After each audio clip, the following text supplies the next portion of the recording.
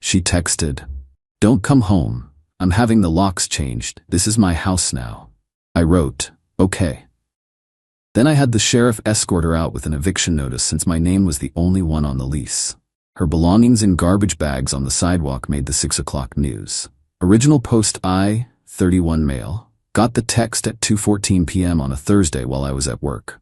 My girlfriend Natalie, 29 of 4 years, decided to drop this bomb via WhatsApp. "Don't come home tonight, or ever. I'm having the locks changed right now. This is my house now. I've put up with your mediocrity long enough. Time for you to find somewhere else to live. Your stuff will be outside." I stared at my phone for maybe 10 seconds, then typed back one word. "Okay." 3 dots appeared, disappeared, appeared again, then nothing. Here's the thing Natalie didn't seem to remember, or maybe never bothered to check. The rental agreement for our townhouse? Only my name on it. I'd been renting it for 2 years before she moved in. She'd never been added to the lease because she didn't want the responsibility and preferred keeping things flexible. Her words, not mine. I'd been covering the full $2,200 rent every month. She contributed to groceries and utilities when she remembered. But legally, she was just my guest who'd overstayed her welcome. Instead of panicking or arguing, I made 3 phone calls. First, to my landlord Gary, explained the situation. He was amused. "She knows she's not on the lease, right?" he asked. "Apparently not. Want me to meet you there with the property management company's lawyer?" That would be perfect. Second call was to the local sheriff's department. Explained I was the sole leaseholder and my live-in girlfriend was attempting an illegal eviction. They said they'd send someone over. Third call was to my buddy Derek, who had a pickup truck and 0 Thursday afternoon plans. "Need help moving?" he asked after I explained. "Not moving, evicting." "Holy shit. I'll bring Carlos in the cooler." By 3:30 p.m., I was standing outside my own home with quite the crew. Gary brought the property lawyer Janet. 2 sheriff's deputies were there. Derek showed up with Carlos and, true to his word, a cooler of beer for after, obviously. Natalie had indeed changed the locks. Could see the new shiny deadbolt from the street. My stuff, clothes, gaming console, guitar was thrown haphazardly on the lawn. Some of it in garbage bags, some just there. The female deputy knocked. "Sheriff's Department, please open the door."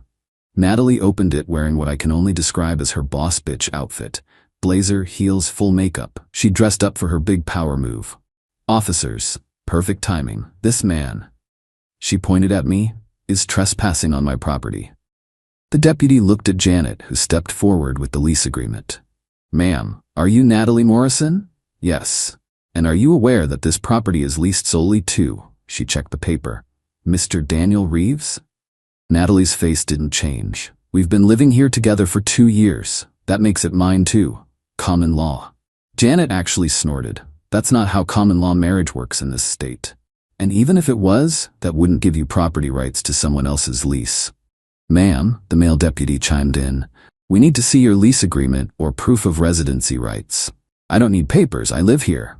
My stuff is inside." "That makes you a month-to-month tenant at best," Janet said. "And Mr. Reeves, as the leaseholder, has given you verbal notice to vacate. Right, Daniel?" "Right," I said.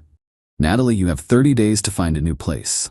Her face went red, then purple. "You can't do this." "Actually," the female deputy said, "he can. Ma'am, you need to let him into his home and restore access. The locksmith you hired acted on false pretenses." "I'm not letting him in. This is my home." Gary stepped forward. "As the property owner's representative, I'm informing you that you're currently trespassing. Mr. Reeves is our legal tenant, you are not." The realization was starting to hit her. She looked at all of us, then at her phone, probably considering calling someone. Her mom? Her sister? That lawyer friend she always bragged about who turned out to just be a paralegal? "You need to leave the property now, ma'am," the deputy said. "You can arrange with Mr. Reeves to collect your belongings at a later date." "My belongings? Everything in there is mine. I decorated this place. I made it a home. The furniture I bought?" I asked calmly. "The TV I bought? The kitchen appliances I bought? We bought those together." "Have any receipts with your name on them?" Janet asked sweetly. Silence. "Ma'am, step outside, please," the deputy said more firmly. Natalie stepped out, wobbling a bit in her power heels. This is illegal. I'll sue. You'll have 30 days to vacate, I said. But since you've already indicated you don't want to live with me and change the locks, I assume you'll be leaving immediately? She stared at me with pure hatred. You planned this. No, Natalie, you texted me saying this was your house and to never come back. I just reminded everyone whose name is actually on the lease. Derek and Carlos had been quietly picking up my stuff from the lawn, sorting it, checking for damage. Gary called his locksmith to come restore the original locks. Where am I supposed to go? She demanded. Not my problem. You should have thought about that before trying to illegally evict me from my own home. The next 2 hours were intense. Update 1, the locksmith showed up within 45 minutes. While he worked, Natalie stood on the lawn making phone calls. Lots of crying, lots of "can you believe what he's doing to me?" Nobody seemed to be offering immediate shelter though. Once the locks were fixed, the deputies made it clear she could enter with my supervision to get essentials for the night. Clothes, toiletries, medications. That's it. I need my furniture. What furniture? I asked. The bedroom set. The one I bought from Ashley Furniture? Have the receipt on my email. Want to see? She tried claiming the couch, the dining table, the desk. Each time I had receipts. Digital records are beautiful things. The only thing she could definitively prove was hers. The hideous abstract art her sister made in a meditation cushion set. Janet documented everything on her phone. The deputy stood by while she grabbed 2 suitcases worth of clothes and essentials. She tried to take the coffee maker. That's mine, I said. We used it together. I bought it before you moved in. Have the Amazon order from 2019. She slammed it back on the counter so hard I thought it would break. By 6 p.m., she was standing on the sidewalk with her suitcases while a local news van pulled up. Apparently, someone, probably a neighbor, had called in about the dramatic illegal eviction happening on our street. They'd gotten it backward, though. The reporter approached Natalie first, probably because she looked the most distressed. Mascara running, hair no longer perfect, yelling into her phone. "Ma'am, can you tell us what's happening here?" Natalie saw an opportunity. "This man," pointing at me, "is throwing me out of my home. After 4 years together, with no warning, I came home from work and changed the locks for safety because he's been unstable, and now he's having me removed." The reporter's eyes lit up. Drama sells, but Janet stepped forward. "Hi, I'm Janet Wilmington, property management attorney. Would you like to see the lease agreement showing this gentleman as the sole tenant? And the text message where this woman told him not to come home because she was claiming the house?" I pulled out my phone, showing the screenshot. The reporter's expression shifted. "Ma'am, did you send this text?" Natalie grabbed her suitcases. "This is harassment. You're all going to hear from my lawyer." She stormed off down the street, pulling her luggage behind her, one wheel squeaking dramatically. The news crew got some footage but seemed to realize the story wasn't what they'd thought. Derek, Carlos and I had a beer on my porch, while Gary finished up some paperwork. "You know she's not done, right?" Carlos said. "Oh, I know." That night the text started. From her number, her sister's number, her mom's number, random numbers I didn't recognize. "You're heartless. How can you do this to someone you loved? She gave you the best years of her life. You're going to regret this. Real men don't act this petty." I screenshot everything and didn't respond to any of it. Friday morning I woke up to 62 missed calls. She'd been calling all night, alternating between her phone and what I assume were friends' phones. The voicemails ranged from sobbing apologies to violent threats to weird attempts at seduction. "Baby, I'm sorry. I was just frustrated. Let's talk about this. You worthless piece of shit. I hope you die alone. Remember that thing I do that you like? You'll never have that again. Please, Daniel, don't do this. We can work it out. I'm going to destroy your life." Around noon, she showed up with a U-Haul and 4 people. Her sister Elena, her mom Patricia, and 2 guys I didn't recognize. Muscle, probably. I was ready. Derek was there, Carlos was there. And I'd asked the sheriff's department for a civil standby, so Deputy Melissa was back. "She can get her things," I told the deputy, "but I'm documenting everything that leaves." Patricia marched up to me. "How dare you? After everything she's done for you." "Like what, Patricia? Name one thing." "She made you a better person. You were nothing before her." I had the same job, same friends, and same rental house before her. What exactly did she improve? Elena jumped in. She loved you. Doesn't that count for anything? She tried to steal my home yesterday. That's not love, that's entitlement. Natalie wouldn't look at me. She directed her muscle guys to start grabbing furniture. That's mine, I said, pointing to the coffee table they were lifting. Prove it, one of them said. I pulled up the Wayfair receipt on my phone. They put it down. This went on for 3 hours. Every single item we had to verify ownership. The TV? Mine. The soundbar? Mine. The kitchen table? Mine. The area rug she loved so much? Mine. Bought it on clearance at Target before I'd even met her. Her pile of actual belongings was pathetically small. Some books, that ugly art, her meditation stuff, her clothes, a few kitchen gadgets her mom had given her, some plants, though we argued about the pots. I'd bought those too. The best moment was when she tried to take the air fryer. That was a birthday gift to me, she claimed. You gave me a card that said I owe you one air fryer, I reminded her. Then I bought it myself a week later when you forgot. Patricia gasped. That's a lie. I went to my room, dug through my desk, and came back with the actual IOU card. Held it up. Elena had the decency to look embarrassed. By 4 p.m., they'd loaded up the U-Haul with her actual stuff. Maybe $500 worth of possessions from a 4-year relationship. This is theft, Patricia announced. You're stealing from my daughter. Your daughter attempted to steal my entire home, I replied. I'm being more than generous, letting her take anything without a receipt. Natalie finally spoke. You're going to regret this, Daniel. I know things about you, embarrassing things. Like what? That I play Dungeons and Dragons? That I cried during Endgame? That I have a birthmark on my... Okay, Deputy Melissa interrupted. I think we're done here. They drove off with the U-Haul. I thought that would be the end of it. I was wrong. Update 2 Saturday morning, I woke up to find my social media blowing up. Natalie had gone nuclear. She'd posted this long, dramatic statement on Facebook, Instagram, and Twitter about how her narcissistic ex had made her homeless, how I'd financially abused her for years by making her dependent on me, then threw her out without warning. The creative writing was impressive. According to her version, she'd paid half of everything, literally never happened. I'd isolated her from friends and family. She saw them twice a week. I'd been emotionally abusive and controlling. I hadn't even complained when she went on that girls' trip to Vegas with her ex-boyfriend in the group. She'd tried to leave safely by changing the locks, and I'd retaliated. Some people bought it.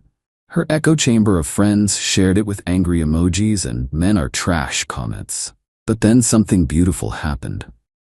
Derek commented, "Weird how you could afford that $2,000 handbag last month if you were so financially abused."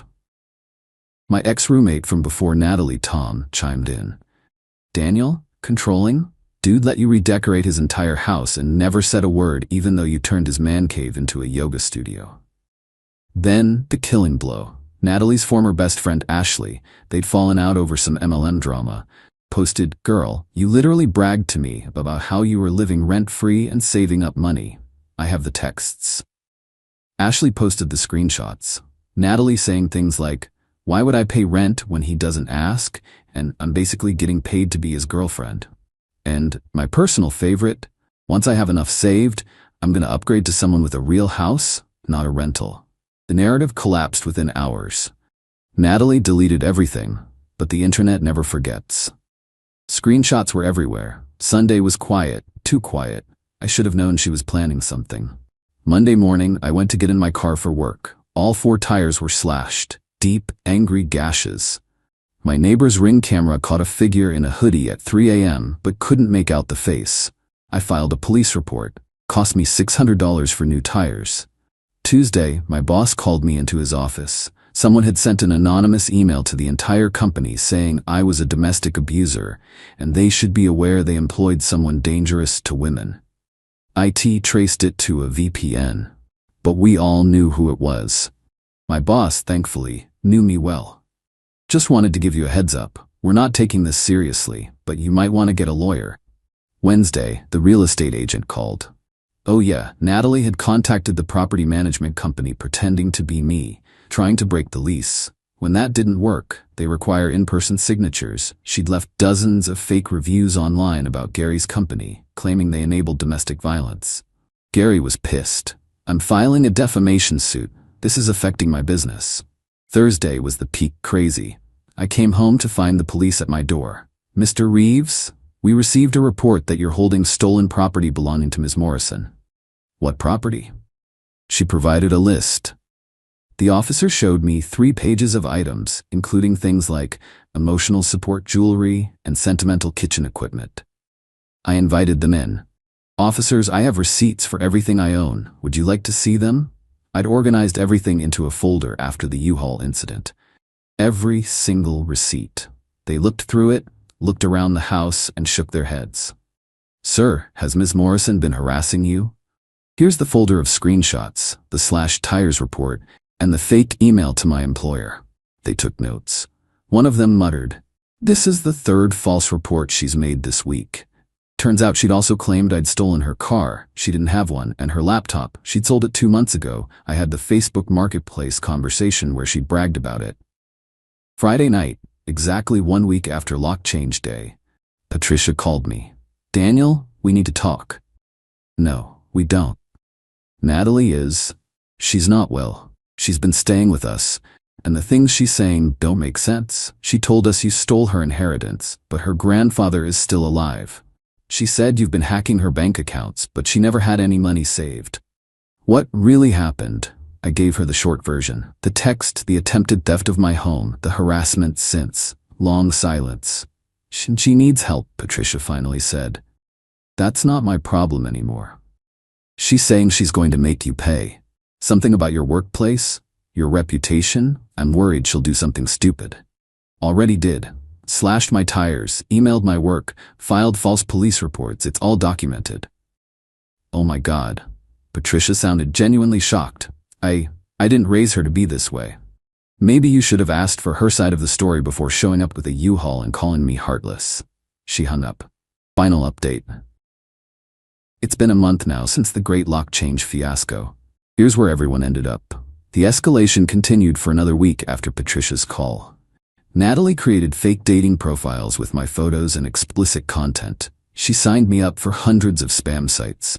She called my credit card company pretending to be me. They flagged it as fraud immediately. Security questions exist for a reason. The breaking point came when she showed up at my workplace. Full breakdown in the lobby. Screaming about how I'd ruined her life, stolen her future, destroyed her mental health. Security had to physically remove her. My company filed a restraining order on my behalf. That's when the police finally took action. Between the false reports, the harassment, the vandalism, she finally admitted to the tires when arrested and violating the workplace restraining order. She was looking at actual charges. Patricia and Elena hired her a lawyer. The lawyer took one look at the evidence, the screenshots, the security footage, the paper trail of receipts, the false police reports, and convinced her to take a plea deal. 6 months probation, mandatory therapy, no contact order, and she had to pay restitution for the tires. The last I heard, through the gossip network, she's living with her parents, lost her job because she kept missing work for court dates. Her Instagram influencer dreams died when the screenshots of her rent-free brags went viral in our city. Patricia and Elena apparently made her get mental health help. As for me, the house is peaceful. I turned the yoga studio back into a gaming room. Got a new couch, the old one had too many memories. Adopted a cat named Morpheus, who appreciates my emotional stability and consistent feeding schedule. My reputation at work actually improved.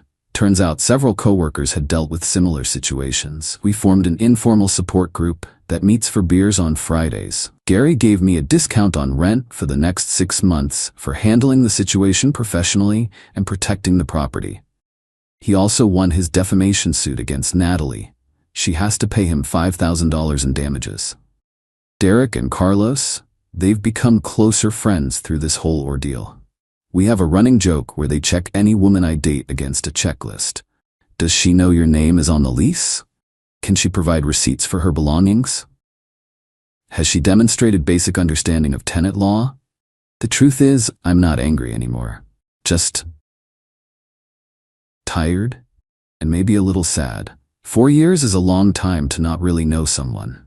The entitlement she displayed wasn't new, it was always there. I just ignored it because the relationship was comfortable. The texts asking this is my house should have been a wake-up call 2 years ago when she first started saying it, jokingly.